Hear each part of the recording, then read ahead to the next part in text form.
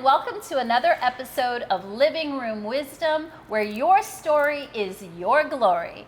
I am Patrina Wisdom, author, speaker, and movement leader, and I'm super excited to introduce you to my friend, Sonya Finley. She is an artist. She is just a crazy woman. Like, I think she should be a comedian. She is so funny and inspiring to so many. So let's jump in. I would love for you to share with our audience who you are at your core, in your words. Yeah. So actually, I thought about this, if you'd asked me who I was, I would say maybe probably about 10 years ago, I would have, done this lovely little list like, oh, I'm a single mom with 4 boys and I work and I do that. And that was my litany. That was the thing that I would stand up and say. And at some point I got a revelation. A woman came up to a minister and she was like, that is not who you are. That's kind of like living in a space of, I'm going to say poverty thinking as a part of, just kind of being in a space of lack. When you were putting that in front of you and that became my identity. Oh, I'm a single mom with 4 kids and it was just like, really? And just even saying that, it didn't come from a space of power or strength. It was just like this whiny song. And so as I moved forward and began to kind of step out of that, now, fast forward now, I can, there's different adjectives that I use to describe myself. But I think the one thing at a core that I realize resonates across everything that I do is I am that creative. Not I am creative, I am the creative, if that makes sense. So it literally, it affects everything that I do. It affects how I mother my children. It affects how I do my job. It affects how I approach my business. It affects how I live my life, how I seek resources, how I connect with other people. It's about, being creative. And a lot of people like to think that creativity is just about art. Well, my art is just simply how I express my creativity. Yes. But creativeness is about how you think about things, how you look for, you don't stop at the first right answer. You look for other possibilities and you begin to see things that maybe you wouldn't have seen before. And so the core of my being, I would say, is yes, I'm an artist. Yes, I'm a mother. Yes, I am now a CEO and a business owner, that part. But at the core of my being, what I feel like God has placed down deep inside, I am that creative person and that not only embraces my creativity, but seeks to get other people to step outside of themselves and embrace their creativity as well. I love everything that you just said. I really do, because we met at a mixer, like a Black San Diego meetup or something like that. I had moved to San Diego and never thought it was really that important per se for me to be around my people. And then I got there and I was like, where are my people at? Right? So I go to this mixer and I meet Sonya and we developed a friendship pretty quickly, but then you moved away. No. Yeah, that's kind of how it went down. Anyhow, what I love is that everything you're talking about, being the creator, right? Being creativity is all about presence. It's all about authenticity and truth. It's about resilience in a sense, because you're reading outside the lines, you're coloring outside of the lines and finding new ways to do things. But what's even more special about what you do is that you are able to pull that out in other people that may not think of themselves as an artist or a creator. So tell me how things shifted from you being the creator to now you being able to help pull those things out of others. So when I first started the journey of an artist, and not being funny when I say that, I literally knew that I was an artist from the womb. That was one of the things that if I can look, as far back as I know, even if I'm struggling with self-identity issues and self-esteem or whatever, I always knew I was an artist. And so it's something that has lived with me. And so as I begin this journey, it was all about, oh my gosh, I'm going to be this great artist and I'm going to travel the world and everybody's going to know my name. And that's what it was about. And so, life happens. You have 4 kids and that part. And so you got to do some things, right? And so I was told years ago, oh my God, you're such a good teacher. And I'm like, no, I'm not a teacher. And, and just be, yes, you are. I'm like, no. I'm not trying to teach. I'm not trying to be that person. I am trying to be superstar. Right. And It's all about me. Yeah, it's really. It's all I'm about trying to be a me. superstar. I'm not trying Right. to share. I'm not trying to Yes. grow. I'm just trying to be a superstar. Yes. And like I said, as you get older, the focus change shifts. You learn lessons. And as I moved into, my middle age, I began to realize, like, I literally took a gifts course, and I found out that my top gift is a teacher. Of course. That part. Duh. And, yeah, I mean, right. Everybody's okay. been telling you for 40 some odd years. Yes, they have. But it takes something like in your face. And as I begin to understand what it meant to be a teacher, because it's not just about teaching people. Yes. There's certain characteristics of a person who has a teaching gift, and it's about being an exhorter and wanting to do those things and loving people. And so there's all these little different things about being a teacher that I started to see in myself. And it dawned on me when I'm sharing something or information or those kind of things, that gives me energy. Yes. That, I have I love that. I love to get information and I love to share information. And then as I kept moving through this process, I realized that one of the things that I can do is I can inspire others to actually reach out and kind of have a different view of what creativity actually is. And I started going down that path years ago when I worked at a city job. Before this one, it was another one, and I actually did a creativity seminar for staff. And in researching that, it dawned on me that a lot of people felt like, oh my gosh, I'm not an artist, so I can't be creative. Yeah, that's that whole thing. That story. But what I also learned is that I knew how to teach somebody to draw a face. I knew how to walk through and create steps that taught somebody how to paint a face or how to paint a figure. And once you actually do something that you didn't know you could do, and you do it successfully, because my job is to make sure that you can do it successfully. Yes. So any paint and sip or any class that you go through, understand that I have worked through the steps to ensure that the student is successful. So once you're done, you have this image or this painting or this drawing that you didn't think you could do. And that and it opens up so many possibilities, because now you may not go into being an artist, but now you're like, you know what? If I did this, then maybe I can do this. And so even though I'm not trying to tell everybody to be an artist, I am using that art and that teacher gift to kind of empower people to see past their boundaries. And you are so good at it. I can attest to this because I've always had the story that I am not an artist and that I can't draw. And like, I used to joke around and be like, I mess up stick figures, because I actually do, right? They're all squiggly and stuff. But I went to her paint and sip. Well, actually, let me correct that. I hosted her very first paint and sip before she became this incredibly famous, amazing artist that she is now. And I just remember thinking like, oh, my picture's gonna be ugly. Like, oh, there's no way I can do that. And I am obsessed. Not I love, like I am obsessed with my painting. You did good. Oh, I did amazing. Yes, I'm you just did. saying. Let me backtrack. But oh it's my because gosh. I had an incredible teacher. But I loved that even though we were all working from the same image, that no person's image ended up looking the same.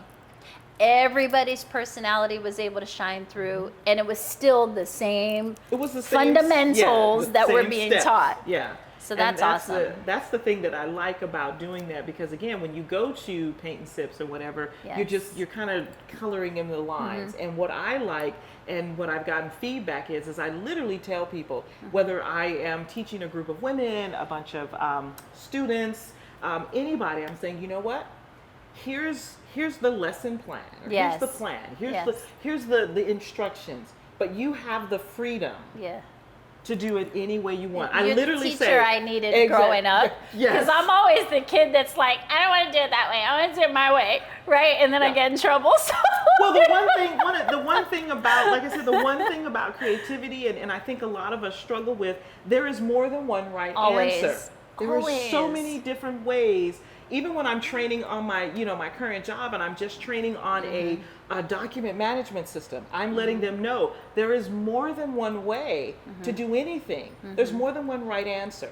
And so I feel like my job is to kind of coax that out of people and give them permission to seek other right answers. Yes. And in so, that's just tapping into their creativity. I bet you're a really great manager, if you will, as well. Like in that manager role. I got some people who love me. Yeah, I could totally see that. I could totally see that. So here's my next question for you. So what has been one of the most challenging or difficult things you've experienced, and how has the creativity helped you get through that, or what have you learned from that through creativity? So I would say there's been a lot of challenges. I mean, if a black you don't female, get through 40 plus years without some 50, challenges. going on 52, 50 don't something. get it twisted. Okay. 52 Okay, coming girl. down the pipe. So what I would say is, I think one of my biggest challenges, and I look back and they have turned into a major blessing in my life, was literally like when I got pregnant with my twins. So I went from 2 to 4. And Immediately. Yeah, pretty much. And I like to tell people that I feel like God had a really good sense of humor. Yes. Because he gave me all boys. Right. And no man. Yes. And that part, yes. And he never did. He never allowed another one to come. And people are like, well, did you find something? No. There was no one that entered my life that was, and I'm going to be worthy of fathering my sons. Okay. I was very, high level, just like, that, no, we don't want that. And so when I think about, the struggles and how creativity, helped me through that, I literally, after I had the twins, let me backtrack. When I got pregnant with the twins, I made the decision to go back to college. Yes. I went that part, because it was kind of like, okay, you are going from 2 to 4. You're working, kind of just working. Yes. And there's no future in this. And once you realize and you step back and you say, you know what, I need to do something else. I need to move forward. And art is that thing that speaks to me, and it never dawned on me to go get a business degree. It never dawned on me to go get, anything like that. I immediately knew that I wanted to finish and get my bachelor's of fine art. And I literally started college, literally 6 months after the twins were born. Wow. I left my full-time job, and they were struggling to put together a going away party, because they literally did not think that I was going to do it. Wow. So I was deep in Mississippi. Yeah. And I said, you know what? In order to give me and my sons a better life, I am going to make this difficult decision and go back to school so that I can make that happen. And I can't say it was an easy process at all. It was 3.5 years. It was a struggle. It was a struggle to raise my sons. It was a struggle to, try to work. It was a struggle to, to keep up in classes. Most of the times, I do have to say, I carried a full load. And I actually, I think I graduated with like a 3.7. Okay. And so, going through that struggle, but again, what's the word I'm looking for? Not necessarily creativity, but innovation. Yes. Having to look for resources, having to figure things out. That was huge. Just having to figure out how to manage all of that and be a mother and have my children grow up strong and know that I'm there, but also get that artwork done, also perform, also get the studying done. I feel like there's a piece of that was also kind of healing and a component of self-care for you. Like that was something that you were doing for yourself. Yes. So there is an interesting that you mentioned that because when you talk about, and I call it divine confirmation, okay? So this year I created an LLC. I created my business, and I had a name for it, and I put my paperwork in, and they were like, oh, you need an alternate in case this name is not there. Now I've been working under this, this business name for years. It's what I created. It's what my website was. I was like, this is the name. I don't want another one. This is the name.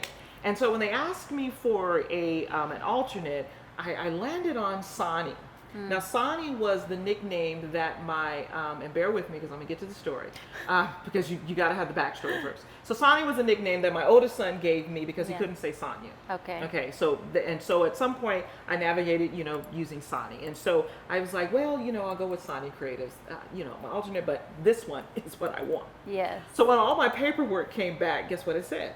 Sonny Creatives. And I was low-key hurt. I was like, this is not the direction that I was going in. But I rolled with it, okay? I changed it up, and I was like, this is cool. I'm making waves. I'm doing things. This is October now. So just a couple of weeks ago, maybe last week or maybe before that, I was kind of having a little rough, little battle. And my mind landed upon some journals that I'm a sporadic journaler, but I will go back and read my stuff. And I picked up the journal that I had started. It was a sketchbook journal that I had started my first semester of going back to school in 1999. And it was for a class, and we had to do this sketchbook journal. And so I picked it up, and I was like, and true to my left brain self, I started from the back. Okay. I read magazines going backwards. And so I flipped to the back, and then I flipped forward. And when I got to the front page of that book, it literally had an image that I had sketched out, and on the bottom of that image it said Sonny Creative Concepts. And at the bottom of that, it was big, because I'm all about graphics, and I was at 1999. Yeah. The Return of Me. Oh wow. Oh my that part. gosh. And in that moment, it dawned on me, this was the journey all along. Yeah. This was where I was going. This is, you understand what I'm saying? You didn't even know. And no, I knew. It was just kind of like life happens. Yes. And to return to a concept that, and a vision that was given to me in 1999 was kind of like, okay, God, I got it.